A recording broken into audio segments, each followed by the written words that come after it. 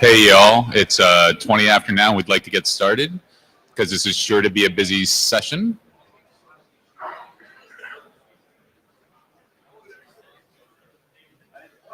Could our area directors pay attention?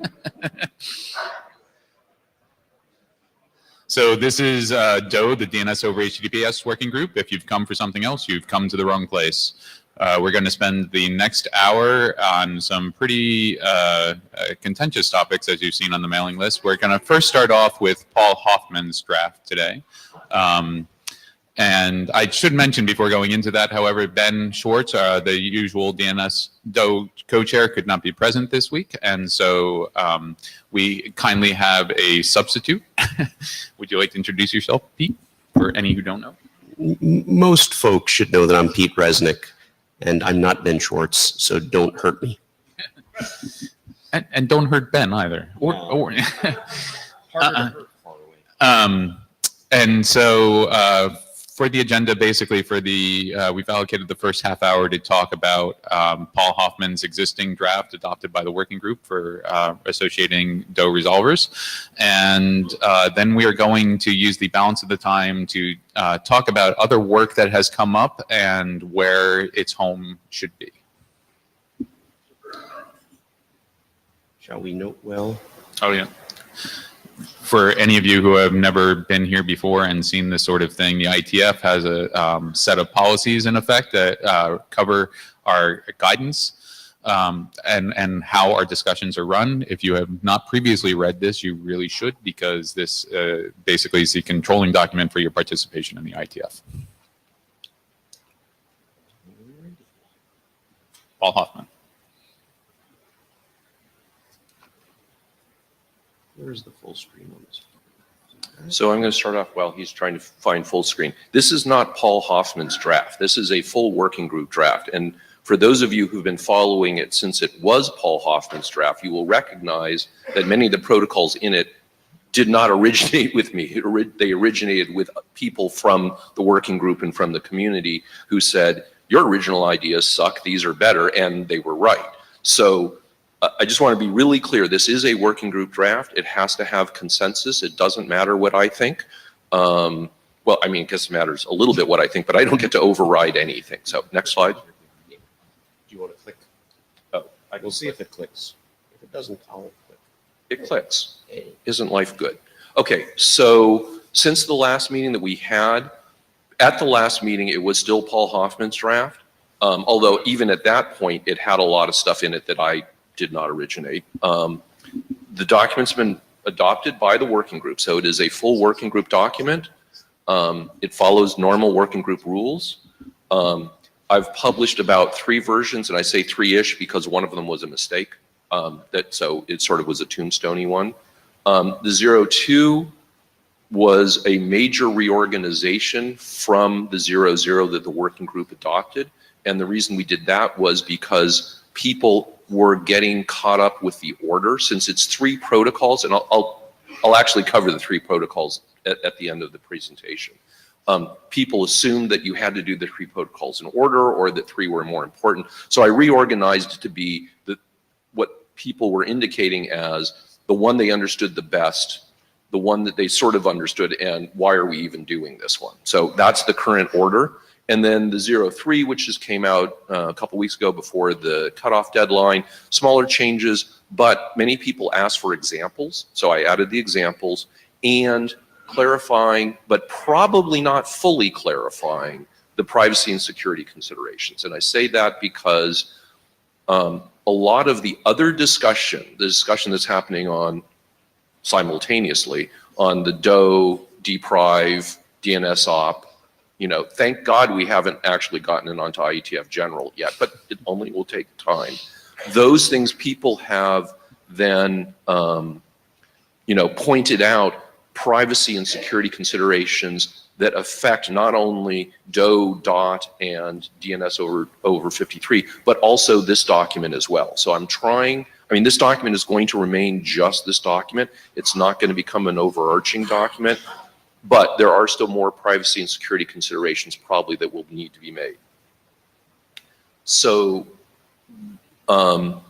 where we're at now is hard to tell because following 4 different mailing lists for the same topic is sort of difficult, especially when not everything gets posted to all of them. I'm not saying they should all be posted to all of them. I'm just saying that people are having some mismatch issues.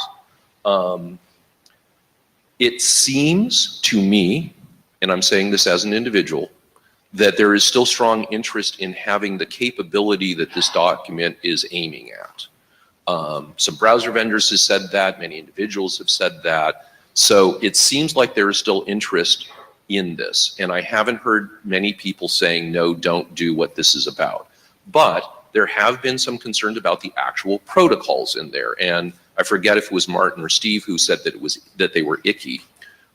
There has been statement that the way that we are currently proposing to do this in this document has some ickiness to it, with no suggestions that came out that were, that people said, yes, that's better. And then the last, Ben, are you going to interrupt? Do you want me? Yeah, I think I probably should. So Ben Kaduk, you said several things about what mailing lists this has been on, and you did say please don't put them on all of them, or I please don't didn't put say them on that. the I IETF just list. said that it's hard for those of us who are trying to follow to have to follow them on all the mailing lists. Right. I just want to point out that per the IETF discussion list charter, this topic is explicitly off topic for that list. So please do not send there. I don't want to have to put my Sergeant at Arms hat on and have to ban people or something. Can you just say that again? Because I'm not sure everyone understands that actually the IETF mailing list has its own set of rules. Yeah, so there's, oh gosh, I should know. Is it RFC 3005? It's an old one. Yeah, it is the charter for the IETF discussion list, or IETF at IETF.org.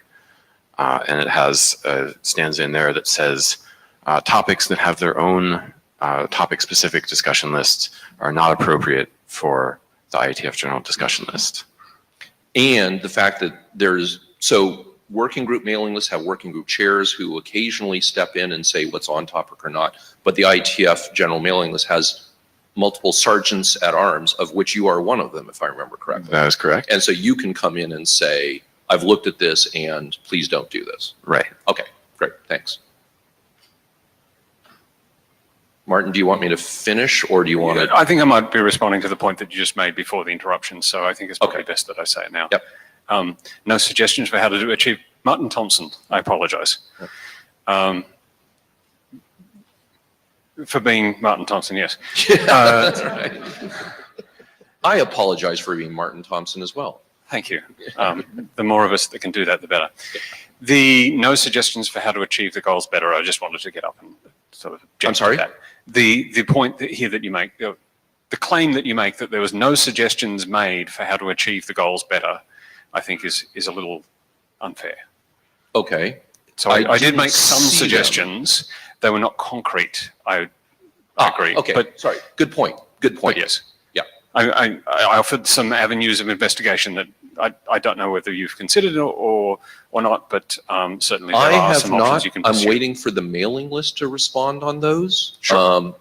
And I didn't see any response on those. So yeah, so this would be better worded as saying there were suggestions for, as you said, avenues of thought that were not yet adopted, and they certainly could be. We're not done. So status is we're not done, and I'm expressly opening up the ickiness as a open issue that multiple people, one person said icky and one person said, yes, it is. And I've heard this all along, by the way. So I'm not a proponent for these are good things to do. They're the normal way we do them in the IETF.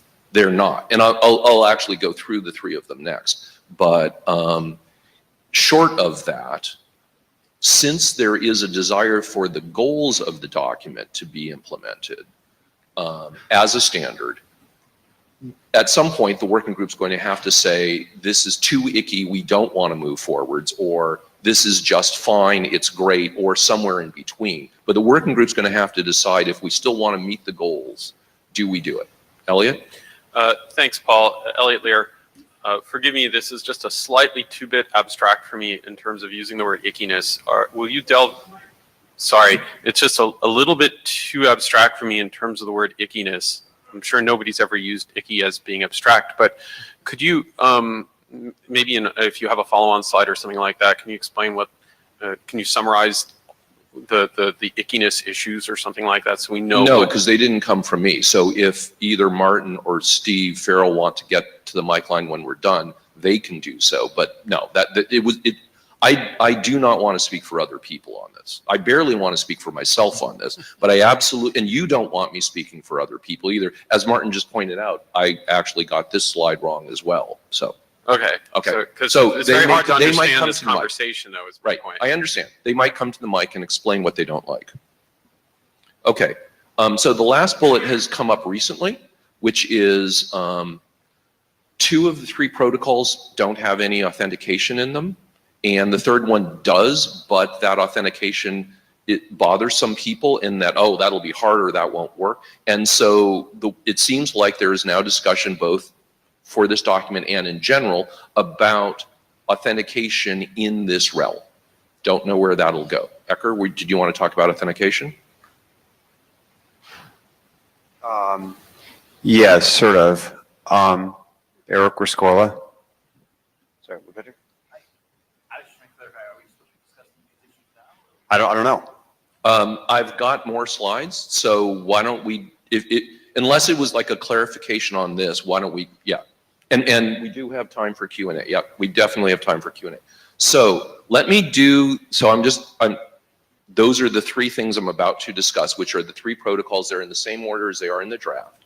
I'm going to just show you what they are. I'm not going to explain the whole thing. Hopefully, if you get up to the mic, you've read the draft.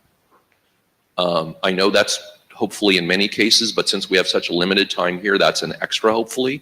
So I'm going to explain the 3, and then we'll have the last slide, and then we'll have the mic line. So the first one's called DOH servers from HTTPS. It uses a well-known URI, .wellknown, with a hyphen there, that can be resolved, and it will return the URI templates. So the URI would look like this, and that the all caps, I would have put it in bold and blinking if I could. IP address goes here. An application, a browser, a web application, JavaScript or something, who has the IP address of the resolver sends this query to it, and it gets back a JSON blob. That's that protocol. If you don't have the IP address of the resolver, but you can send text queries, you can do DOH servers from DNS. You create a query for a special use domain name that is being invented for this, which is called resolver associated DOH.ARPA. Plenty of bike shedding there on what we would call it. Well, Warren, if you're going to laugh out loud the most, you're the one who started bike shedding, okay? So you send a query for a text record, and you get back. So you just send a normal query. You say resolver associated DOH R type of text, and you get back. And since it's really hard to show what people get back without going into the bit, so I actually chose the master file format for the current draft. You get back some text records, and the text records have the URIs. So we've also started talking about, do we want to use text instead of a new case? Do we want to use the URI? But then you'd have to actually fill in, you'd be getting back information you're not using. So, but the idea is if you can create a non-A quad A query, especially text query, which apparently some operating systems can do, although now I'm not sure why I think that. So I'd love to hear if I'm just imagining that. You can get these back, and now you've got the URI templates for DOH. The third one is if you can't do that, but you want to get the A or quad A of the local resolver so that you can then do this one. Here is a way to get the A or quad A of your local resolver. You make a different, you use a different special use domain name, in this case resolver addresses.arpa. The resolver catches that, says, here are my addresses, and send them back. Okay? So that's useful for clients that can only send queries for addresses such as JavaScript or JavaScript running in a browser. Okay, so those were the three. Hopefully everyone who's going to ask questions is familiar with those, because those have been in the draft for weeks now, or actually more than weeks, a few months now. So what's next? It would be nice to get some feedback from resolver vendors saying we can implement this, we can't, we already have, we've got it in some beta code or whatever. But also, it may be that these are not the way that the working group wants to do this, which goes back to the ickiness question. There might be other ways. And then we have to decide how long to take. So that's it. Mike Klein?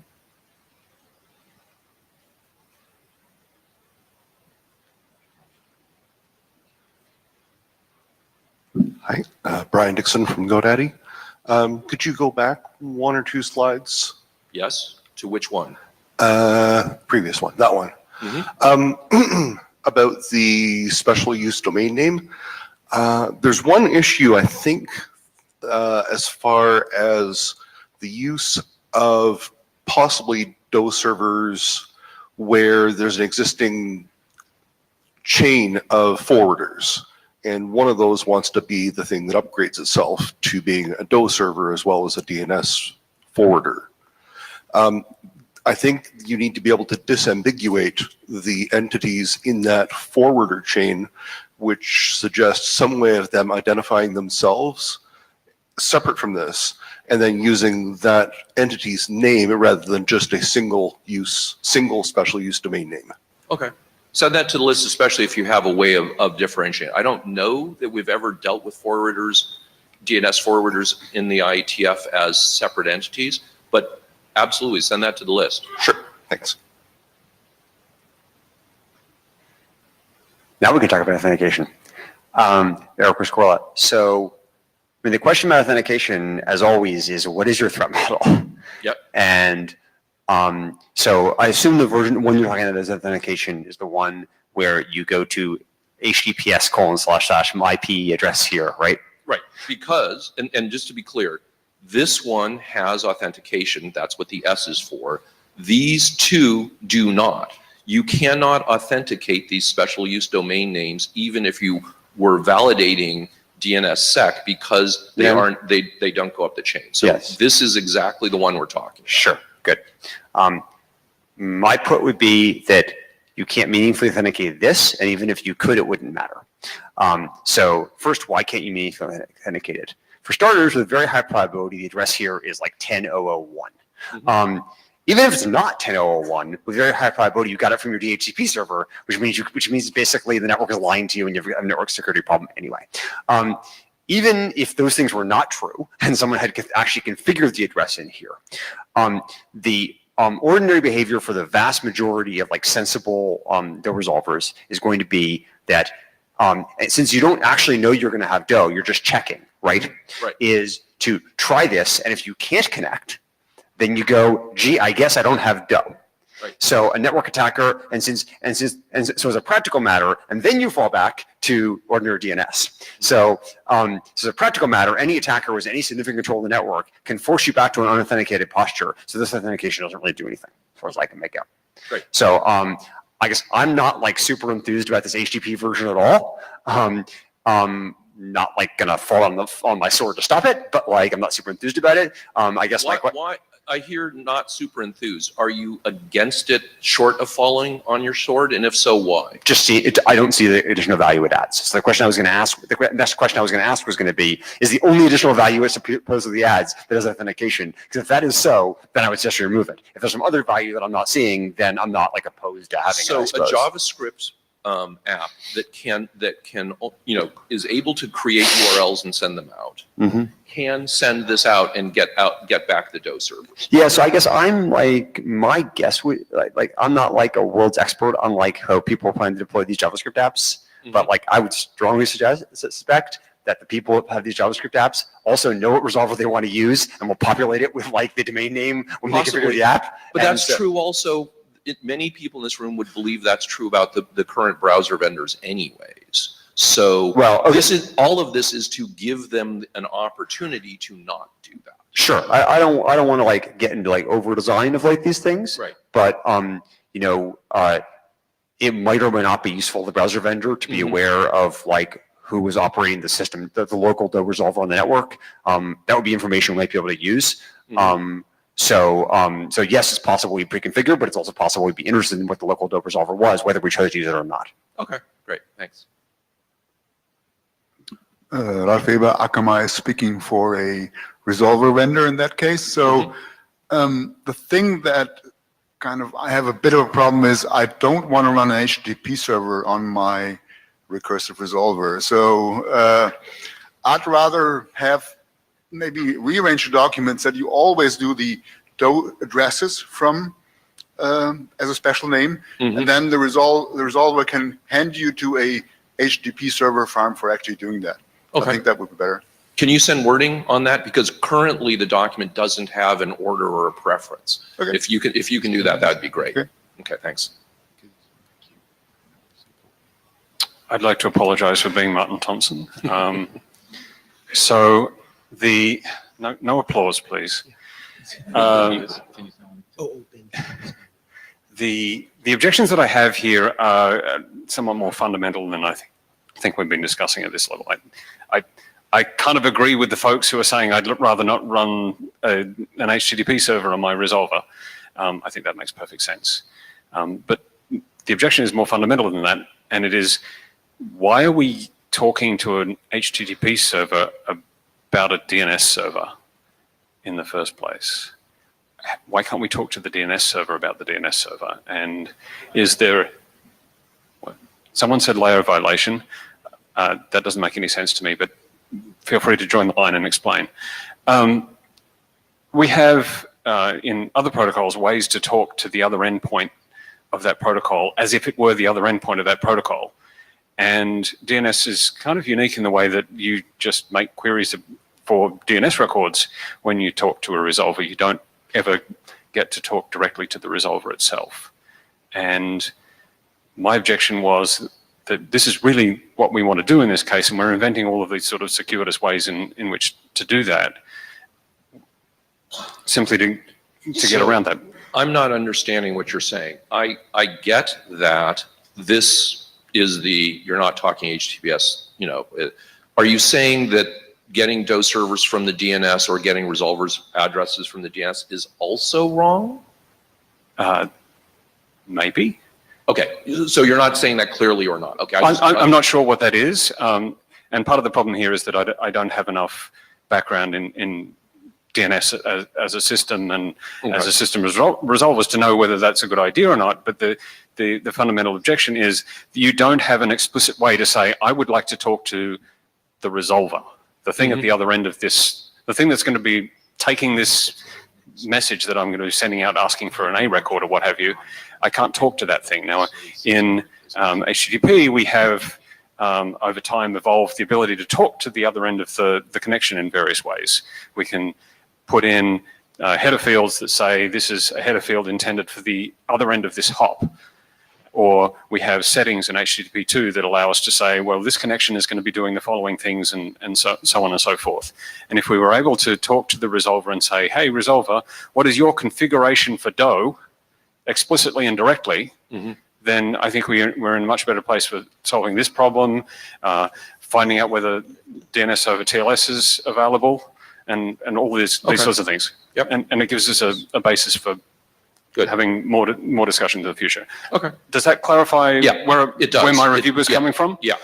Great. Okay, thanks. Okay, one pause for the mic line. Just want to observe that with the amount of time that we have, I'm going to cut the line after Peter, but we also have Ben Schwartz waiting in the mic line. And Ben, you entered right after Eric Nygren, and so we'll get to you right after Eric goes. John Reed, Akamai. First, one point of clarification, and I'm happy to discuss this further on the list. When you mentioned that the list should be considered a set, the list of resolvers returned, is there room for discussion about considering it an ordered list?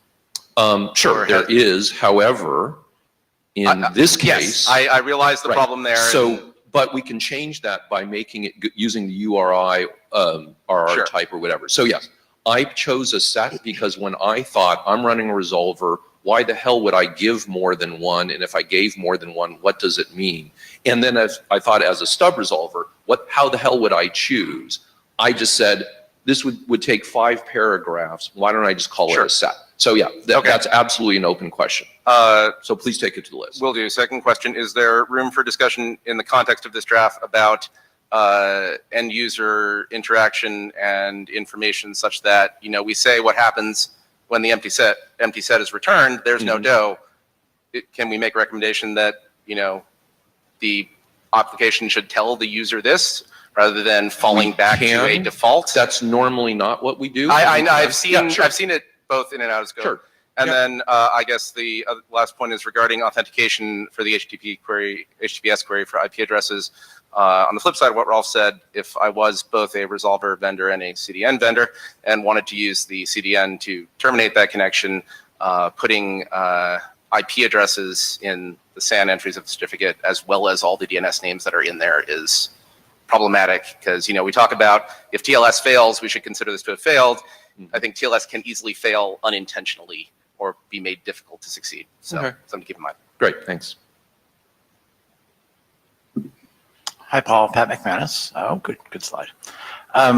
So I largely agree with Ecker on the front that what you're authenticating here is basically unauthenticated information that you're authenticating at the next level. And that's then transitive on actually to your connection to the DOH server, right? So you're connecting to the DOH server that something, when you go all the way down the rabbit hole, told you to that was unauthenticated to do. So there's no need to add authentication to this level because it's just kind of snake oil from that point of view. And I guess my bigger concern is people may say I'm okay using my DOH resolver from my local network because I trust my local network, but they don't really trust their local network. They trust their local network provider, if they do at all. But if they express that kind of relationship, and there's no actual technical mechanism here to say that you are on your local network or your local network is providing this information, right? And it's going to go transitive all the way up to validating the DOH server name, and it's a bit meaningless at that point, unless you validate something other than the name. And I made sort of a mailing list post that's out of scope for this draft. We're talking about maybe what you could do there, longer term. But Actually, let me answer that with, since you probably aren't following the DNSOP mailing list. So, but I am. Oh, you are? Okay. So the very short terminology additions that I threw in were meant to at least touch on the questions you just brought up, and many people have been touching with large bats. That's an appropriate place to do so.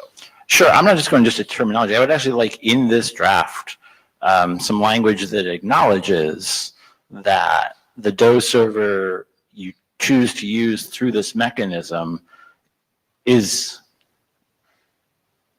not authenticated past a level that your network configuration is, right? It has the same meaning, and that may not mean what you think it means. So sounds good. Please send text. And I can say that to you because you're my co-author on DOH. So, yeah. Ted Hardy, and I really like his, this is the coffee shop DOH server. You should trust it as much as you trust anything else you got from the coffee shop. Two quick questions for clarification. One, in the draft, what you currently have as instructions to IANA is that these domains under .arpa should not be delegated. Must not. Would it be okay to make these black hole delegations instead? And if not, why not? Could be. That would be great for IANA because then they won't get a bunch of queries to these in leaks. We can do black hole delegation the same way we did for... Send text. I will do. The second is a scope creep question. Yay! These are specific to DOH at the moment, but you could easily imagine making these TLS protected DNS servers associated, just to make the acronym even worse, so that you could return both DOT and DOH, which have similar privacy properties. And as far as I can tell, would then allow a local sort list to tell whether they prefer DOT over DOH or to try them all. Would you be open to creeping your scope slightly? I would be, but this is the DOH working group. I know, but So why don't you hold that question for the recharter discussion? Because so if we finish this work for just DOH, it probably would be a minor respin to do it for DOT or something like that. But it's a charter question, not a document question. At this moment, the document's about DOH.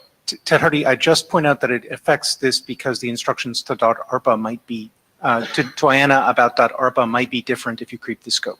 Okay. I apologize, I'm not Martin Thompson. I am instead Warren Kamari, no hats.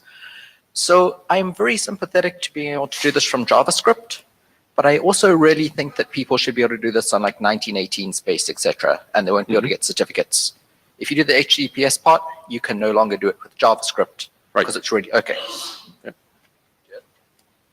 Eric Nygren, Akamai.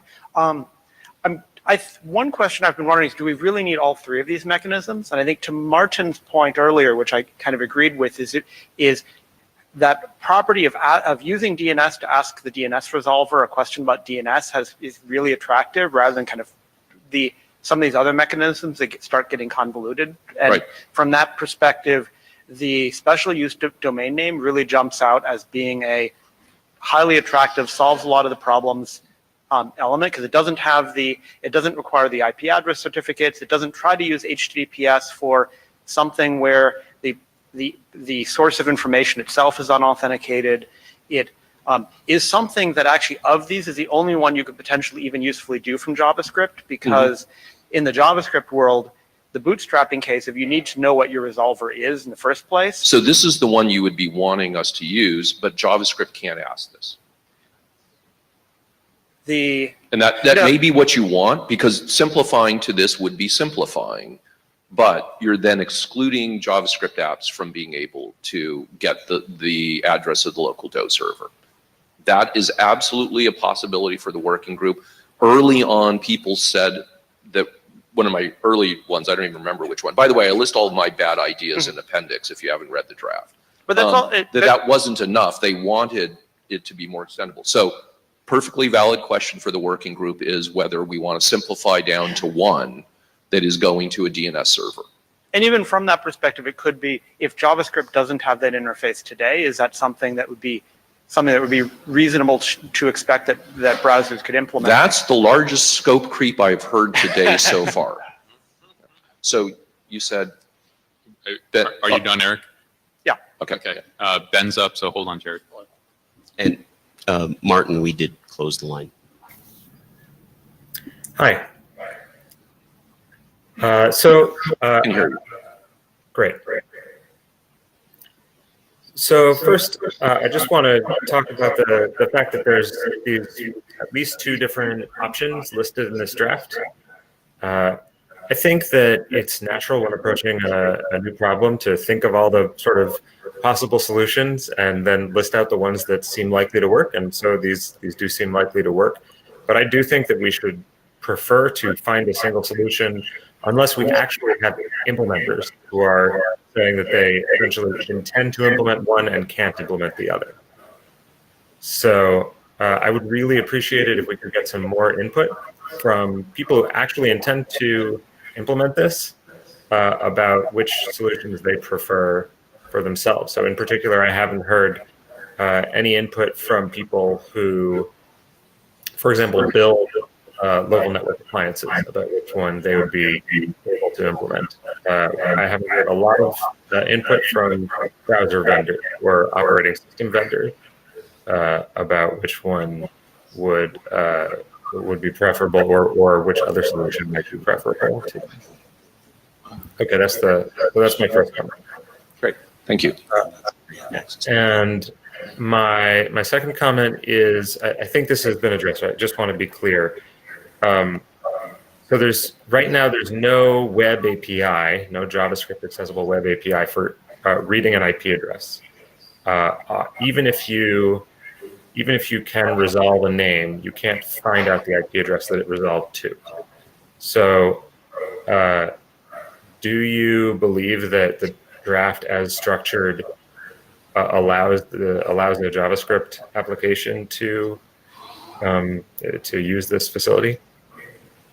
So I didn't know that the first of the things that you said was true. In fact, I thought that it wasn't. I thought that there is a JavaScript API in like the last few years that actually says, get me the address. If that's wrong, then the whole thing's wrong, and no one has pointed that out to me yet. Okay, so that is my understanding. My understanding is that there is no such defined API. Now, it is true that if we removed the HTTPS authentication, you could go to http:// special use domain name, whichever one it is, the http:// DOH resolver IP, resolver addresses.arpa. Yep. And then it would resolve to an IP, and attempt to set up a socket, and you could go from there. Okay. But, okay, because otherwise we can talk about like a W3C liaison action if you want an API that makes this possible. Wow, we have scope creep in multiple different directions now. Cool. Okay. So yeah, thanks. And yeah. And we should probably be clear, Ben, you were offering all those without your co-chair hat on, correct? Yes. Yeah. Okay, great, thanks. Hi, Jared Mach, recovering grumpy old network operator of some sort. So historically we've had a number of different ways to go and configure the DNS servers. Originally you configured them through bootp, and then, we started doing them in DHCP, and then we got everything split, in the whole Slack DHCP v6 world, and just a number of different ways. And we have this current trend right now in the IETF of taking protocols and encapsulating them inside of other protocols, because I guess that's trendy right now. And I'm very concerned about how we continue to do that. And I think it's fine to discuss all the possible solution spaces as part of that. But right now, what we're seeing is, we used to see one protocol used to configure the DNS servers, and now we're seeing, as Eric mentioned, DNS being used to configure the DNS to do the DNS stuff. And the recursion involved in that, I think, is relatively hard to go and try and say, how can we go and, when I'm making feature requests to the hardware vendors to say, hey, I'd like new network equipment to do this stuff, to go and say, by the way, you now need to implement all of these additional stacks that you never previously had, is very tall order for me as a networking person to go and do. And I'm concerned about this additional level of complexity that is being added in, which I understand has rewards for some subset of users, but there's broader equipment involved in it than just the browsers as well. And so I think these interactions are somewhat complex to go and look at, of how these pieces all interplay. And so if we need to go and ask our vendors to implement new things, we have to start somewhere. And having some standard like this makes me very concerned because of the number of ways it continues to kind of move through the process. Thanks. And Harold, we had closed the mic lines. So if you would dump into the Jabber room or email. Thanks. Just a clarifying point on the address thing. I don't know if you want that. Take it to the list. I mean, so far, we've also heard many people who are saying, let's get rid of the address thing. So I think all of that is good list fodder. Yeah. Peter? Peter Špaček, CZNIC, now with Resolver implementer hat on. First of all, I would like to make the room realize that for us as Resolver vendors, there is no point in implementing DOH if nobody is going to find the endpoint, right? So if you want to see DOH implemented in open source resolvers, we need this or something else which will allow clients to detect the endpoint. So it's way more important than it seems, otherwise we will be stuck with Google and Cloudflare doing all the DNS over HTTP, and that's it. Second thing, I would suggest not to get stuck with the authentication problem because, for example, DHCP working group is stuck for 7 years or at least 7 years with trying to solve the secure DHCP, and this is basically the same thing, right? And so we had the BOF on that 2 IETFs ago, the DRIU BOF, and we came to that conclusion. Yeah, I mean, it's just hard problem, and yeah, we shouldn't wait for solving that problem for having DOH option for clients. Great. Good, thanks. So to answer the question of what's next, even though there wasn't a question mark here, lots of stuff on the mailing list, please. Thank you. Thank you, Paul. So if some of you have maybe been paying attention to the DOH mailing list, you may have seen a little kerfluffle come up about operator considerations and work related thereto. We have, fortunately, Jason and Brian, Jim are here to, different read, to give us a little overview on the type of work that we think needs to be done, and then we're going to have a further discussion about where that kind of work should be done. Okay, thanks. If I could, still getting pulled up right now. So. Got it. Just quickly, as area director, want to step in and preface this a little bit. I also want to point out that I'm presently the area director of this working group. I will be handing it off to Barry tomorrow on stage at the plenary. But to sort of preface this, I want to point out that what we're doing here is soliciting input from the community. We're going to take that definitely as one of the things into consideration about where any subsequent work might go, but the art area directors and ops and possibly other parts of the IESG are probably going to have a conversation that involves other logistics as well about where this work ultimately ends up. Well, that text is a bit mangled. So whatever. Yeah, so we've got two different drafts here. I think the key thing to bear in mind is that they're not really about the protocol itself, but really about implementation issues that arise from deployment. Next slide. Okay, these are still the old slides. Are they? Yeah. Shouldn't have been. Shoot. Oh, maybe I didn't refresh the page. Right. Anyway, so we'll get there. Yeah, that's just it. So I think what we've got is the two different drafts. Jim will speak in a moment about his main draft. So in the first draft, in the one that I did, yeah, that's it. Perfect. Sweet. There you go. Yep. Next one.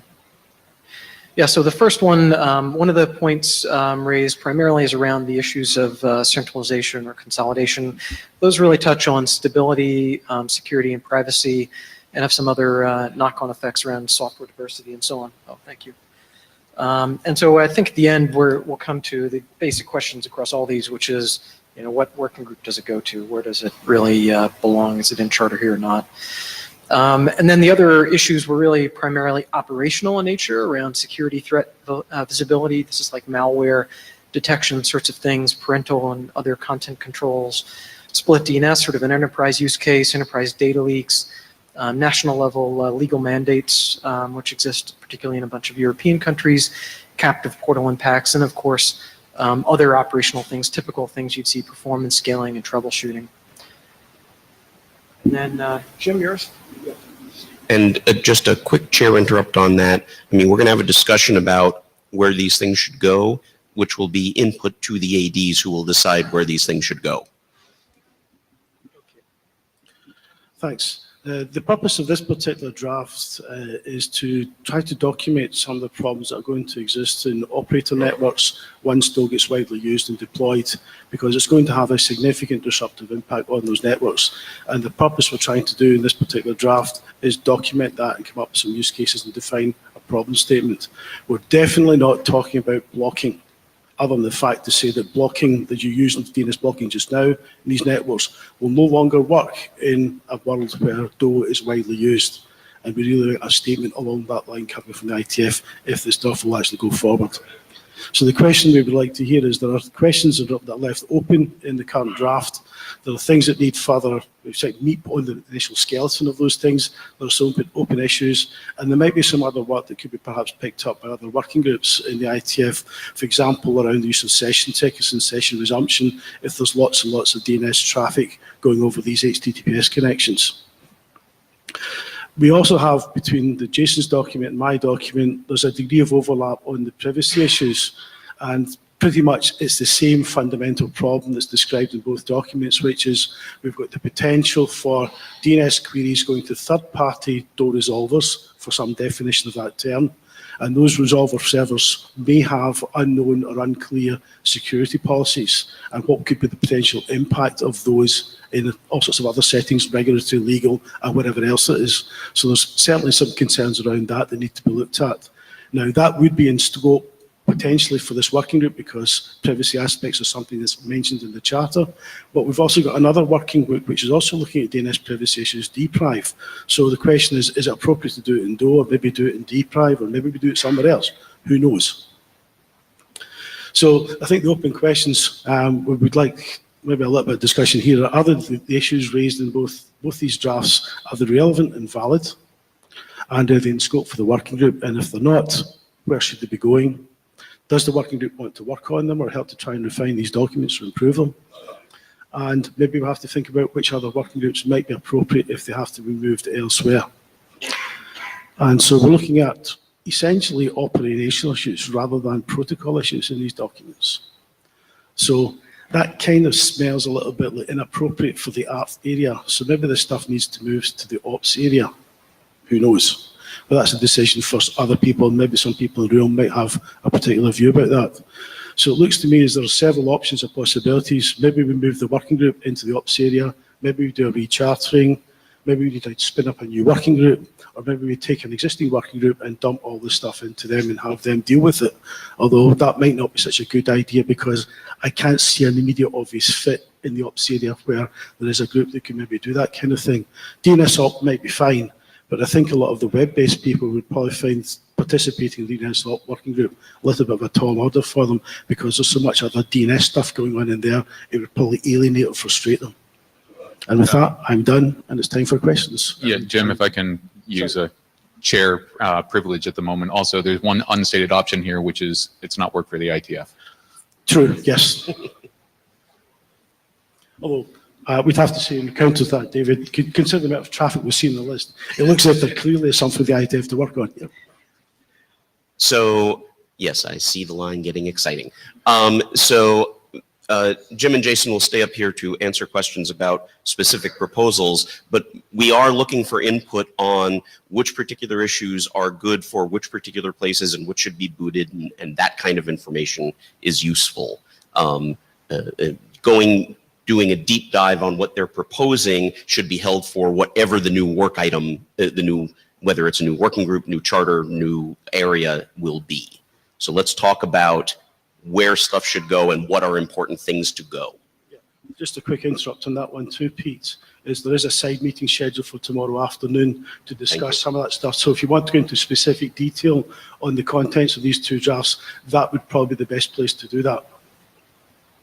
I also wanted to put one bit of historical context for the short history that DOH has existed is this was going to be the model of a pop-up working group, one and done. And so the question about whether the work strings along for years is also comes with that context behind it. Yeah. RAD. So I was going to advise you, we have 12 people in line, 12 minutes left in the session. I might start a timer. Stephen. Okay, Stefan Bartmeyer. Because there are many questions, I will focus on the centralization one.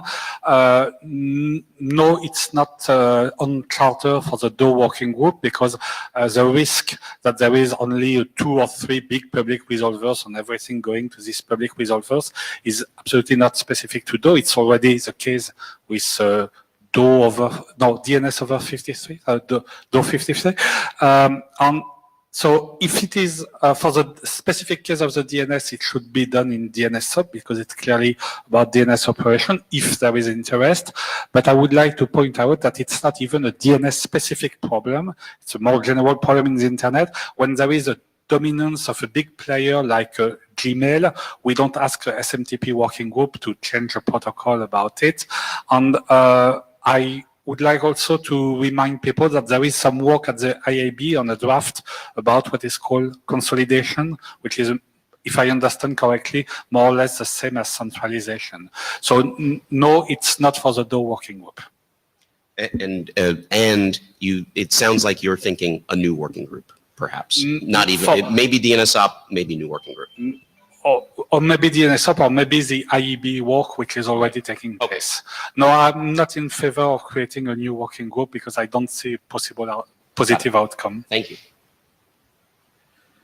Hi, I'm Vittorio Bertola from Open Exchange. I just wanted to point out that I'm the third author of the third draft that tries to address some of these issues, which, I mean, it is conceived in a slightly different way, since it's basically a write-up of the issues from, in general, for all types of users, and a set of recommendations for application makers.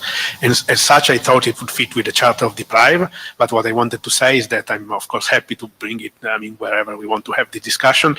I think that the discussion has to be just one, so all these drafts and all these issues have to be discussed in a single place as far as we decide that they are in the mandate of the IETF, whatever we want to do.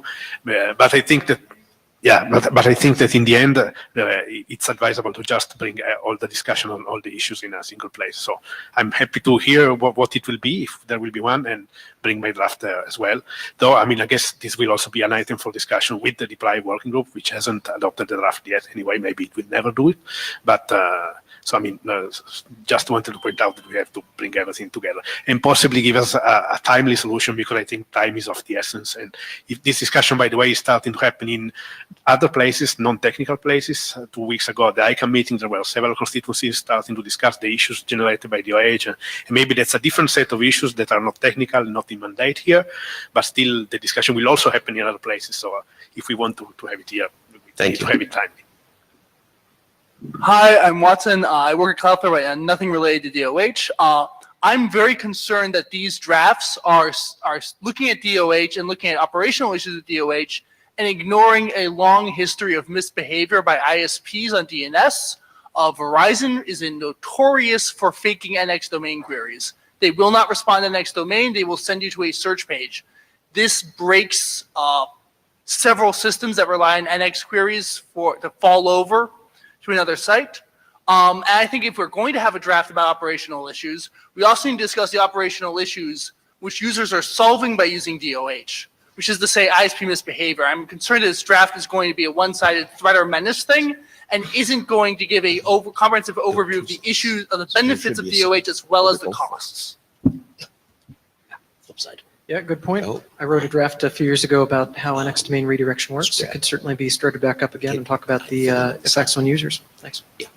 Hi, Stephen Farrell. So definitely not this working group. I think the analysis in these drafts is not sufficiently baked to figure out what you should do with them, I think. Because, for example, we had a couple of people already say, this issue that you had on your slide, Jim, applies also to DNS over 53. So I think the analysis has to be redone better before I would have a clue as to how the IETF should process this. You're thinking maybe boffing to figure out what the analysis is, or do it in some separate mailing list and then bring it back? So I guess I'm kind of asking for the impossible, which is to objectively do it. So, sorry, real quick. Ben, you're in the queue after Suze. So. Sure. Suzanne Wolf, first as DNS Op Chair, and then I will switch hats for my next trick. This doesn't feel like DNS Op work to me. It does feel operational, but to the extent that there are technical issues implicated, it will need more than DNS people to come to reasonable analysis and correct answers. So unfortunately, that feels to me more like recharter or BOF plus working group or some other way to get this done. The switch, shift gently over towards DNS Op, I'm afraid doesn't work. Also, as an IAB member for the next couple of days, but not speaking for the IAB, the discussion has gotten even more challenging because it's hard to separate the layer 9 plus issues from the technical ones.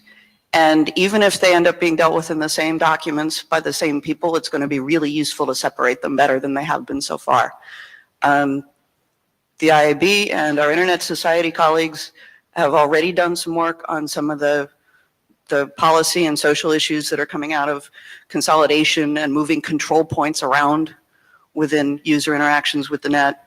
So checking out some of that work and perhaps moving some of the discussion in coordination with other folks outside of the IETF entirely would be helpful.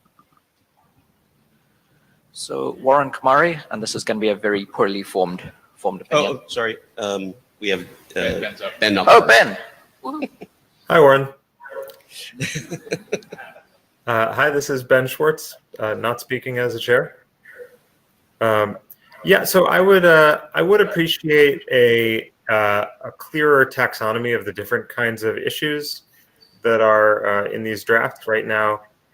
Each of them seems to be a collection of many different concerns of different kinds. I would appreciate if those were structured into categories a little more clearly. That said, the dominant category that I see is concerns about browser behavior. And the IETF doesn't regulate browser user interfaces. To the extent that there is a body that does that, I think it's the W3C.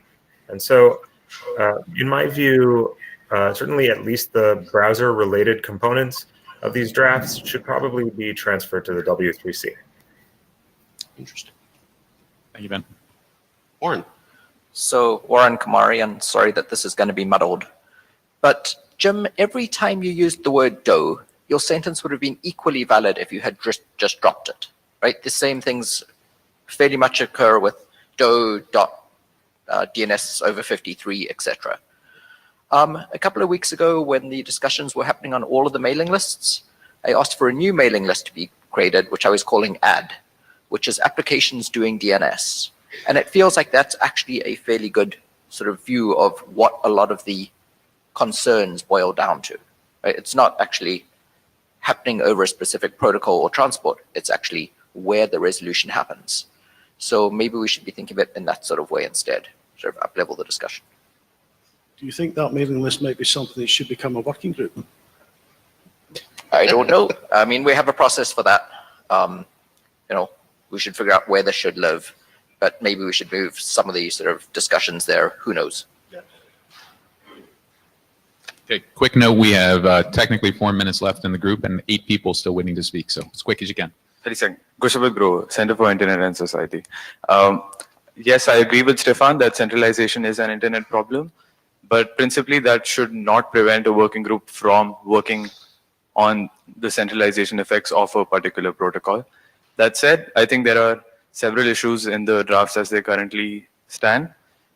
Some issues are just superficial, like relating to privacy. Even if you use a DOH server for DNS queries, you can have a privacy policy that you're accepting, etc. And I mean, even though the Living Code draft doesn't say it's from a network operator side, it does feel that way. There are several advantages to DOH that, I mean, the drafts will benefit from recognizing.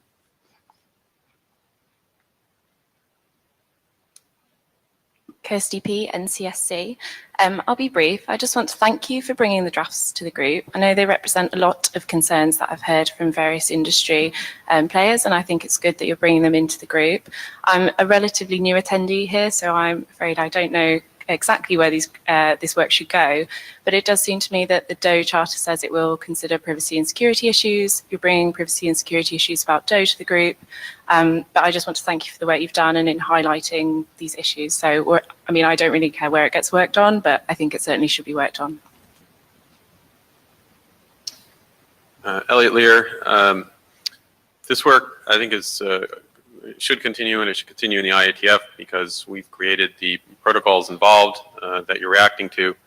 I agree with Ben Schwartz on the point that the taxonomy could use a little bit of work, and probably it's worth the IAB chiming in as to how much they want to take in from the concentration discussion that you raised in particular, Jason. And I think, but the previous comment that was made is also relevant. The specific issues that either DOH or DOT raises in terms of market concentration are at least worthy of a little bit of exploration, but I wouldn't want to place the focus on just that. And so I look forward to working on this with you guys. I think an issue tracker will help quite a lot at some point very soon, and just let us know where that's going to drop. Hi, Pat McManus. I'm going to make the argument that we have actually already published a semantic equivalent of this document just last July. It was RFC 8404, the effects of pervasive encryption on operators. And it is very, very similar to the material in these drafts, to the point where if you just scan through the table of contents, we talk about content filtering, troubleshooting, managing your networks, the effects on mail abuse and spam, denial of service, phishing, botnets, very, very similar stuff. And to the extent we feel that that document requires an update for some unforeseen effect of ubiquitous encryption on operating your network, that document was done in the security area, and I would pursue an update there. If we can beg your patience for just 5 more minutes, I think we'll be able to have everybody in the mic line have their final say. So. I'm Brian Dixon, GoDaddy. There is some overlap, I believe, in the operational side of things between DOH and DOT. And in particular, I think there are some problems raised that may be better handled in the DOT context and be worth exploring together, regardless of where it ends up. Specifically, in DOT, there's a new thing in DNS, which is DNS stateful operations, which has applicability to DOT that would potentially give the ability to signal to the first DOH server about a second DOH server that you want to use for privacy. That I don't know if it's possible to do in DOH, but working together on both of them together in a different working group or new working group or with the recharter, I think would be very mutually beneficial. Ralph Akamai, thanks for bringing all this up. I think some of the issues are really DOH and DOT sort of are in the same boat. It's a secure DNS transport, and we need to come up with operational way to deal with secure DNS transport. And one of the things that came up was provisioning. This is something that needs to be solved. So it needs to be solved for DOH and for DOT. So maybe having something that tries to solve this together would be a good idea.